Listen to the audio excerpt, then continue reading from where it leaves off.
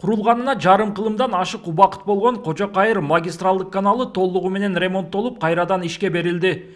Калыбына келтирүү иштеринен соң эгин талааларына сууга суу жеткирүү бир кыйла жакшырып, быйылкы жылда суу маселесиндеги мүчүлүштүктөр азайган. Себеби арык эски болгондон кийин жерге сиңип кетип, ошо келаткан суу дагы жоголо берет. Азыр эми ремонт болгондон кийин ошол нар жактан головнойдон канча суу ачкан болсо, ошол беш патери келип, анан элге жеткизишибиз жеңилирээк болуп атат.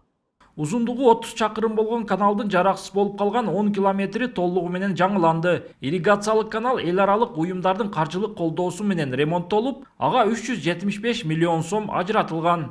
Бүгүнкү күндө 10 километр 700 метр магистралдык каналды ремонттоп түздөө иштерин бүтүрдүк. Андан тышкары 10,5 километр ички чарбалык каналдарды толук ремонттон өткөрдүк дагы. Бүгүнкү күнү мамлекеттик комиссияга тапшырып аткан учурубуз. Каналды оңдоо иштери 3 баскычта жүрүп, анын алкагында гидропост куруу, каналдын жээктерин чоңойтуу, бетондоо иштери, суу тосмолор орнотулуп, ички чарбалык каналдар калыбына келтирилип, ар кандай гидротехникалык курулмалар оңдоодон өткөн. Каналдарыбыздын суу эмеси суу жоготуусу 55-60%га чейин болчу. Азыр уже 20-30%га көтөрүлүп калды сууну колдонуусу. Ошондо ошол эле катарда ички чарбалык каналдарды дагы бүгүнкү күндө өз мамлекет өз карамагына алып жатат. Бүгүнкү күндө аларды дагы баардыгын эмеге өткөрүп атабыз. Реабилитациялык иштерге кирди.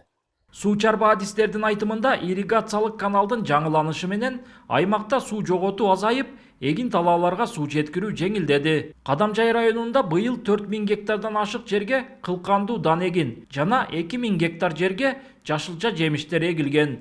Улан Маккамбаев, Адыл Орозалиев, ЛТР, Баткен облусу.